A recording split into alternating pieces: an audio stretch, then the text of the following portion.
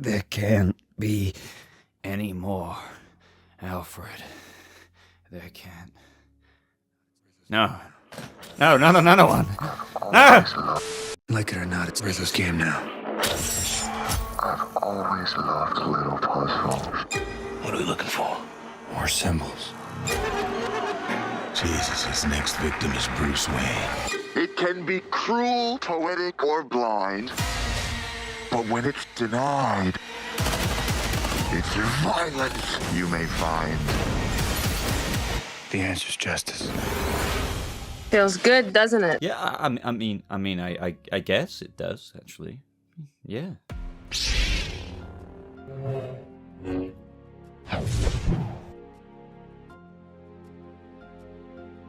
So yes, Bat Family, we are here once again with another The Batman update video. This one might not be as long as the other ones, which I do really encourage you to check out my past 2 or 3 Batman videos. Each one has its own unique information in there. If you want to stay up to date with absolutely everything from interviews with Matt Reeves, Robert Pattinson yesterday talking about Batman's no-kill rule within the movie, on top of all of the footage we've already dissected, go and check those out. But today, we've got another TV spot, if you will, or a little teaser trailer advertising the movie, which included some things that really subverted my expectations, and I'm specifically talking about the advanced tech there. Of course, he has tech, but we didn't know how much they were going to delve into that in this first movie, considering we've got a somewhat homemade Batmobile and homemade bat suit. So I can't wait to get into that. Now, as far as like every inch of TV spot coming out, every millimeter it feels like, or along the way, there's something new. I will be trying to pipe it down a little bit because I don't want to come out with the Batman video every single day. Despite me covering this movie quite a lot, this isn't a Batman channel. I do have other videos I want to be making, but I felt like I had to get this one out there. So take this more as like DLC, downloadable content attached to yesterday's video since this came out, typically as I was sleeping. I really thought for one day, I thought, okay, I covered 3 TV spots yesterday plus the funeral clip. Surely there's not gonna be, no, there's another one. There's another one. And there's one with frickin' contact lens, detective vision type tech. Why are you gonna do this to me, Warner Brothers? Do consider subscribing for more news updates on the Batman and other movies just like this, such as Batgirl, and of course breakdowns and reviews of shows and movies and just everything really. Like, you know, it's a new year. It's gonna be an exciting year ahead for the BobaTalks channel, and hey, we're still on the road to 100k, and we got like 5,000 or so to go. So subscribe, help me get there. Thank you. So, at the very beginning of this new little teaser trailer, we see Batman, and I believe it is the same location we keep seeing, and that is where the bat signal is. Now, this doesn't necessarily mean he's saying this line, like it or not, this is the Riddler's game now to Selina, because that's where we see a lot of the scenes in this location by the bat signal with Selina and Batman. I obviously do expect quite a few scenes with Lieutenant James Gordon there as well, so I think this will be at a certain part in the movie. It could even be as early as after the mayor's death. It is kind of hard to really tell, and I'm not going to pretend to know.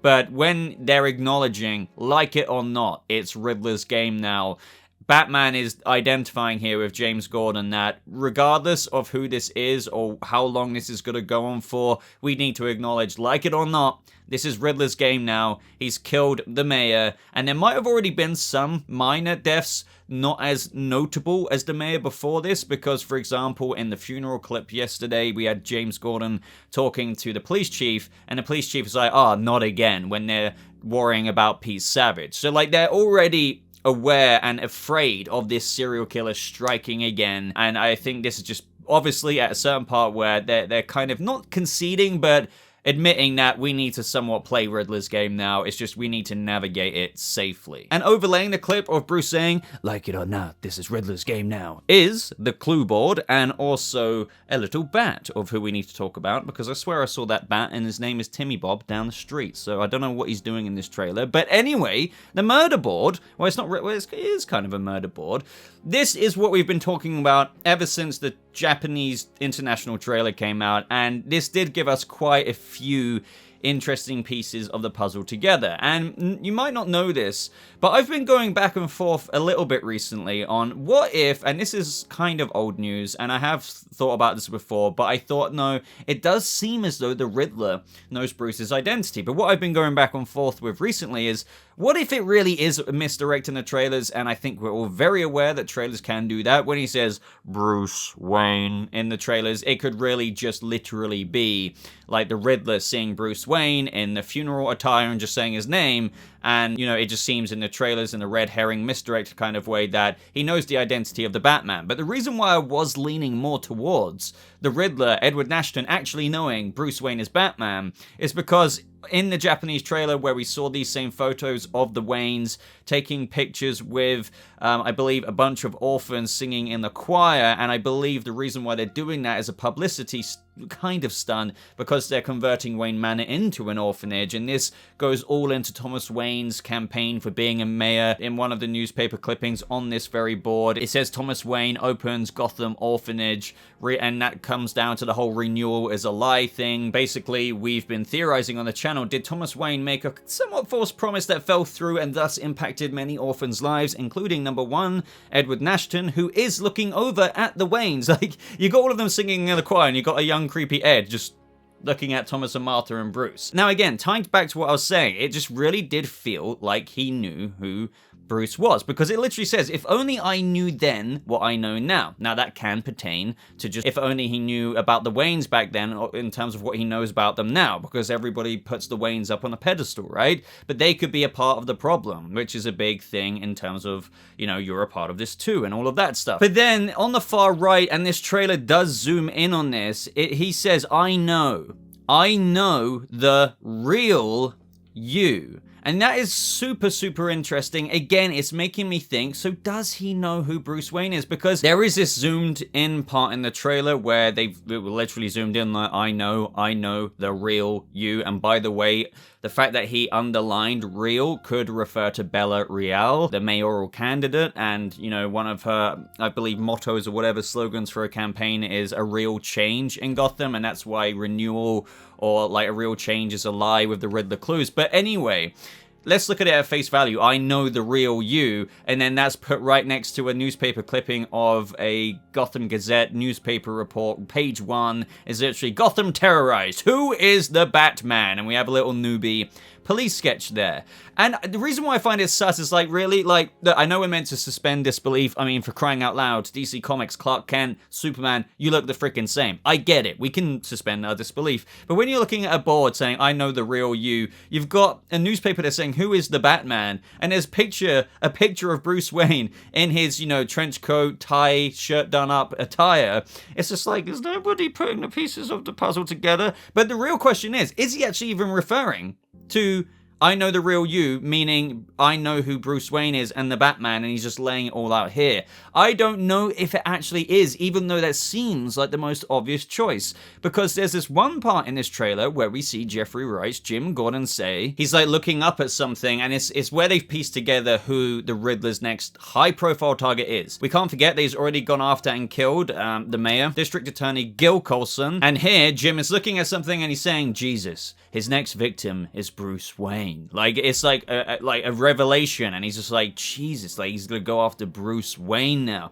Now, that's the thing, as to what started this whole tangent conversation of mine. It's like, well, maybe it is a bit of a meta thing, but, like, is Riddler really actually going after Bruce Wayne because he kind of wants to, because Bruce Wayne is a part of all of this too, in the grand scheme of how his father, on this murder board here, and the clue board, if you will, it says Thomas Wayne for murderer, and obviously there's been some kind of corrupty-wupty thing going on with the Waynes way back when they were alive, and maybe he just wants to kill Bruce Wayne as well, just like the mayor, Pete Savage, because he is maybe viewed as complicit. But what I'm trying to get to the bottom line of here is, well, if his next target is Bruce Wayne, maybe, just maybe, he doesn't actually know that Bruce Wayne is the Batman.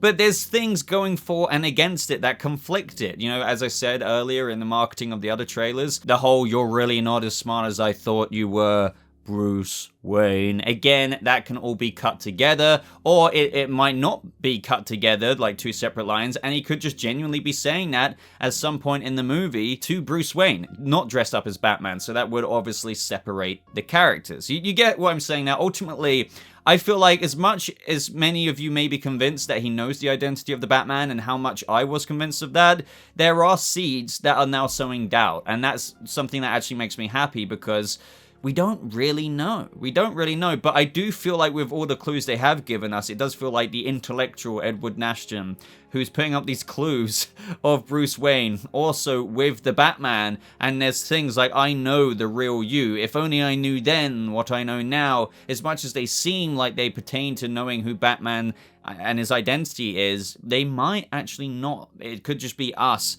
projecting that onto those clues, making us think that he knows who Bruce is. And that would kind of make me low-key happy, because I have been saying all along, like, I don't want Edward Nashton to die, because usually if a Rogues Gallery villain, or any villain for that matter, knows the Batman's identity, it's kind of hard to believe that they will keep that a secret for the next few decades. Do you know what I mean? There are reasons for why Edward Nashton could keep it a secret. Long story short, he might actually support what the Batman's doing, because he's going out there trying to stop the crime, so he might not give away the secret. But again, I don't like that reason, because he could still change his mind in Arkham State Hospital at any day or week or month in the future. Do you know what I mean? So usually, yes, if he does know the identity, it does imply a death. Just for example, Birds of Prey, Black Mask. I'm not a fan of that. I'm not a fan of when villains just die. I like the whole cliche, lock them up, throw away the key, they kind of break out again. And with everything Matt Reeves is going for, it does seem to me that he is going more of the animated series comic vibes of when they do get locked up. It's just with this, it does seem as though he does know who he is, but then there's Jim saying, oh, you know, Jesus, like his next victim is Bruce Wayne.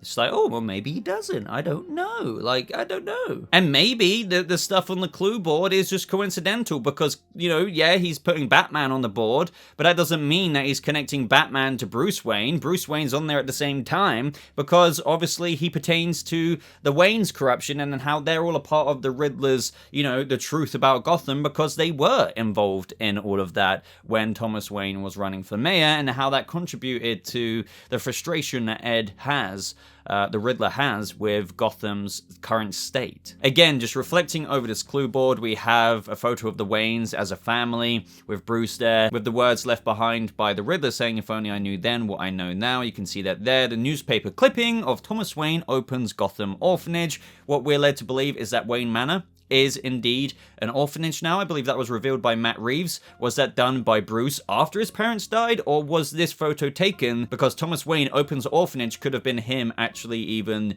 sacrificing his own home to show how he's willing to give away Wayne Manor to the city to allow orphans, well, to make it an orphanage. But again, I also wouldn't be surprised if after the Waynes died, Bruce maybe did that at some point in time before he moved into Wayne Tower, which is where he lives in this movie, which, by the way, just to say again, I'm a big fan of that. I'm a big fan of Batman actually living within the city, giving him quick access to all kinds of things, and figuratively, literally watching out over the city in the heart of Gotham, if you know what I mean. Other bits of clues, you know, Thomas Wayne for murderer, that does make me think, you know, did he do something, have a lapse of judgment, or just maybe an inconsiderate action where people ended up dying because of his decisions of when he was running for mayor. Maybe it pertains to the Gotham Orphanage and how that maybe didn't actually end up, you know, going the way that he promised it would. You know, in the other trailers it says where it all began, and I believe they are walking through the hallways of Wayne Manor there, which, you know, further emphasizes that Edward Nashton,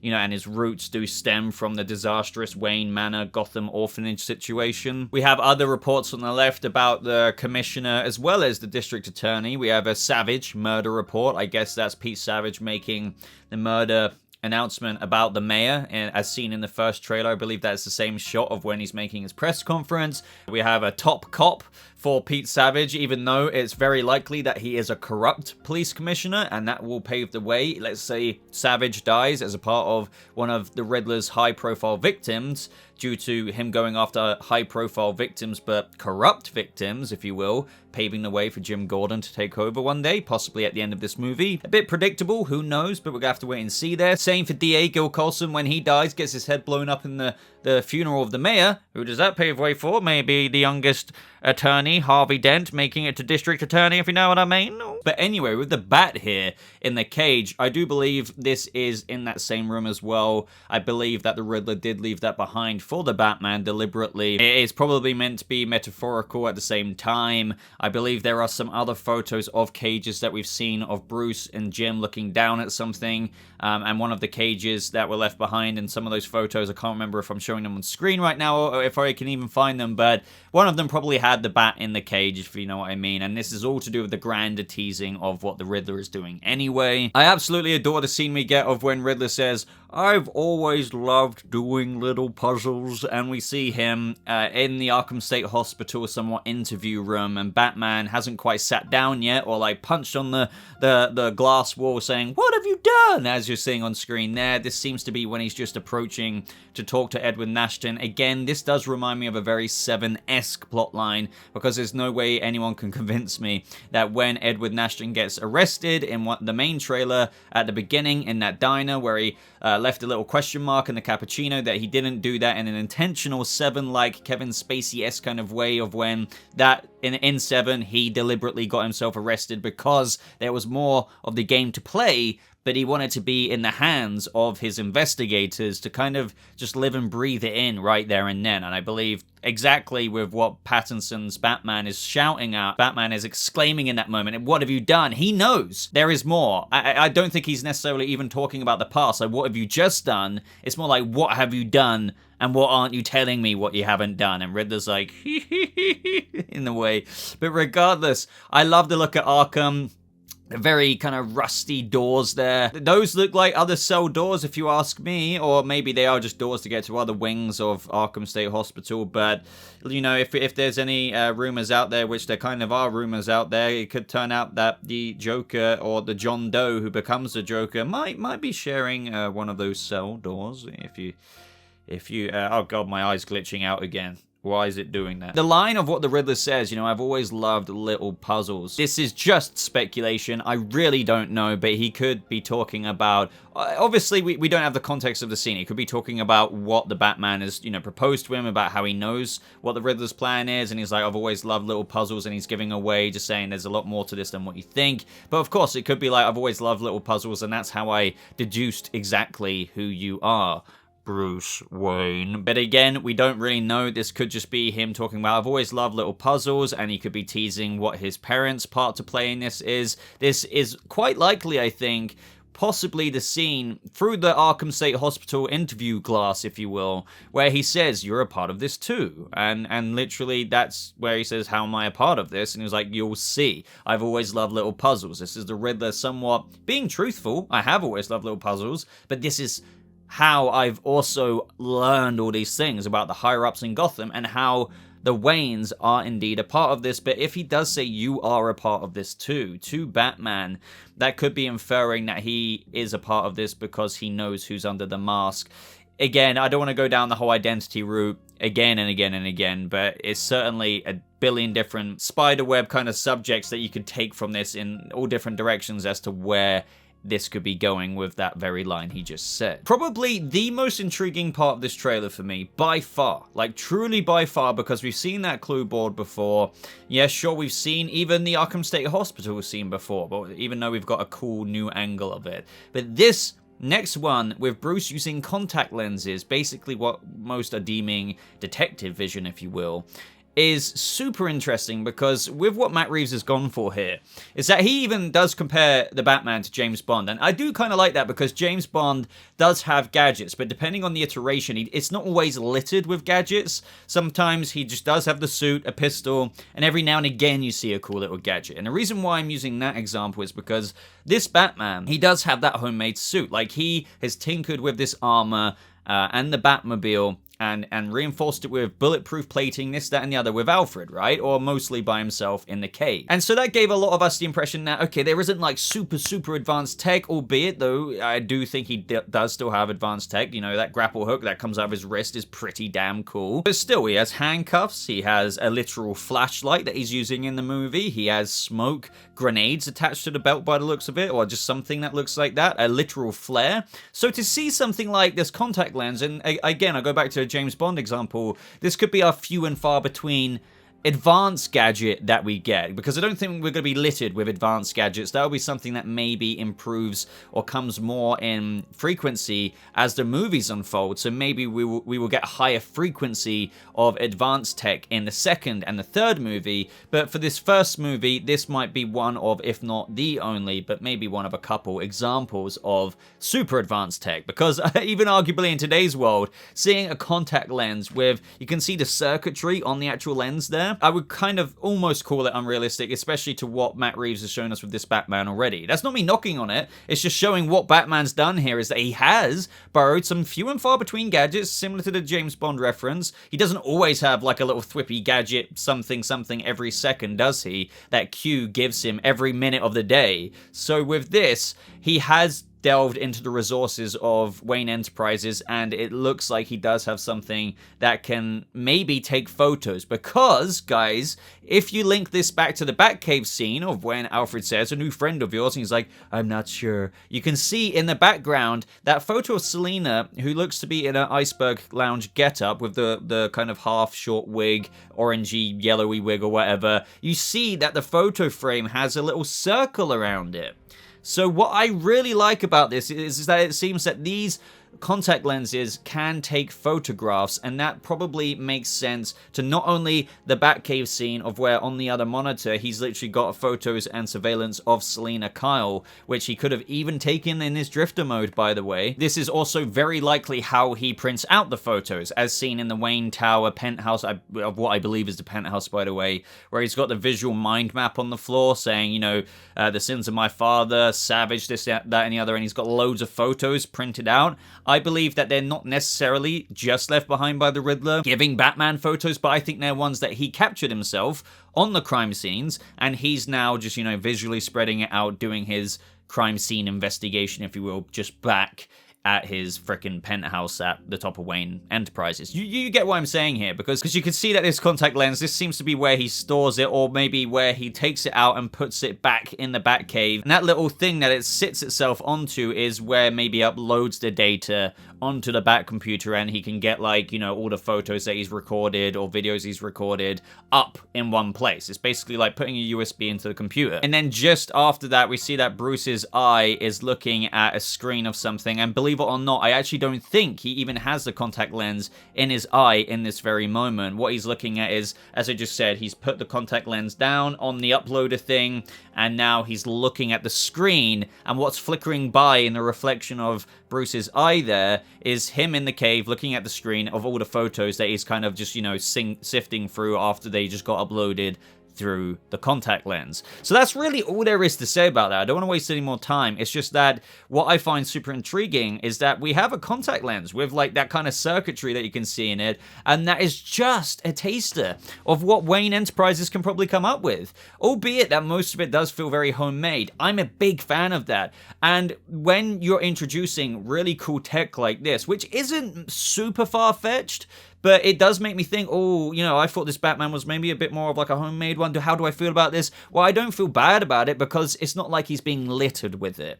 And again, we still got a trilogy to capitalize upon further things, such as in this movie, there isn't even a Lucius Fox. That doesn't mean that further down the line, he won't liaise with a Lucius Fox in the second, or maybe they might even save it to the third movie, in where he can cherry pick some even cooler things out of Wayne's R&D department, like this contact lens for Bruce, instead of him having to, like, you know, delve into it himself and think, maybe I can use this, maybe I can use that. But that seems to be the case of what he's done here. Obviously, Wayne Enterprises has got some cool departments here and there, and he seems to have borrowed that little contact lens, because I'm not gonna lie, I doubt Bruce manufactured that himself with the little circuitry on a freaking contact lens, by the way. I believe the bat suit, of course. I believe the homemade bat symbol, his batarangs, the grapple hook.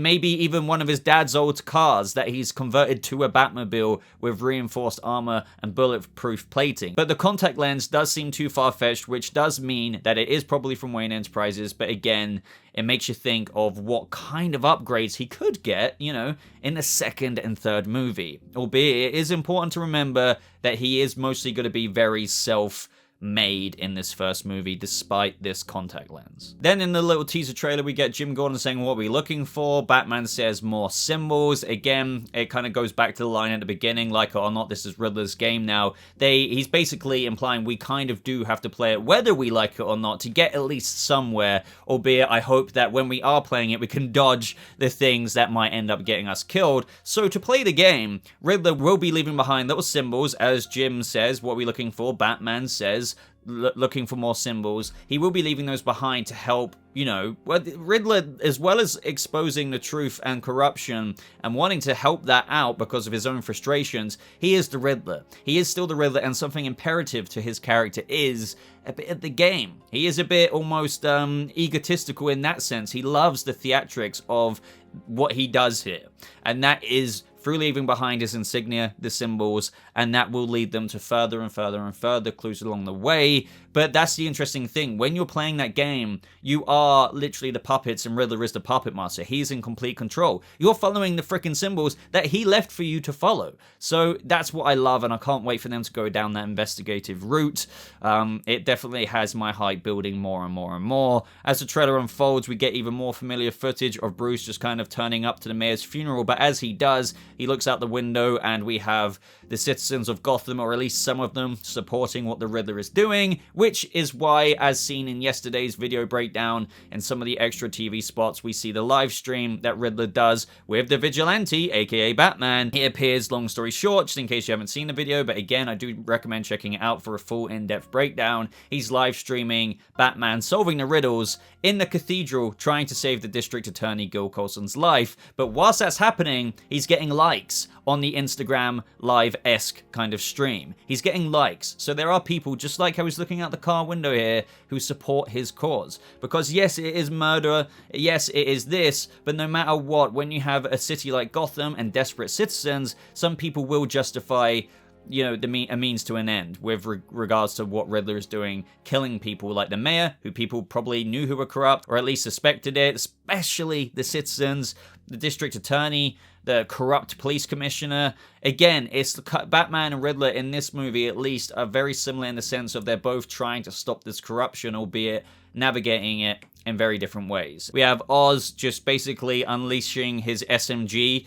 We spoke about this yesterday in the other promo breakdown. He basically just goes, and it's just a really unhinged look at Oz Cobblepot. And that is, ladies and gentlemen, Bat Family out there, the gist of the promo. I wanted to have another fat discussion on the really interesting new tidbits we got out of this one. But again, I'm going to try pipe down a little bit on the coverage. I do have a lot of other videos and topics I want to be covering on this channel. That's not to say I'm going to stop Batman videos. It's just the frequency of them the past few days has been insane. So, you know, I am probably going to sink it down just a little bit. Keep an eye out on the channel to make sure that you don't miss anything, because of course I still will upload something if it is, you know me, if it's something that needs to be covered, I will cover it. Like, no matter what, despite what I'm saying here, I will cover it. But if it's just some more regurgitated scenes, don't be surprised if I don't cover it. There's, again, other things that I need to get to, like the Batgirl stuff. If you're wondering about that, I've just been waiting for more and more set photos to come out, and it seems like there is a lot to talk about, so keep an eye out for a Batgirl movie update, because that certainly looks very, very interesting. And, of course, look forward to my Peacemaker review this week. If you haven't seen Peacemaker, by the way, watch it. You're missing out. It is a really good show that subverted a lot of fans' expectations. And, of course, if you're a fan of Superman and Lois and stuff, I've got reviews and breakdowns coming out on that this week. But other than that, ladies and gentlemen, just thank you so much for supporting the content on the channel. I'd love to hear all of your thoughts and theories about everything we discussed today down in the comments. I read every single comment. You know, we have an app on the phones, us YouTube creators, and we can just zoom and zoom and zoom and look at every single comment. So can't wait to read yours. I heart as many as I can. Other than that, ladies and gentlemen, you can follow me on Twitter. My Discord server links are in the description or in the top pinned comment. But other than that, I'm gonna love you and leave you. So thank you so much for watching. It's been a bat crazy past few days for the Batman content on the channel. But until next time, ladies and gentlemen, hope you all have a lovely rest of your day, and I'll see you, Bat Family, in the next video. Goodbye.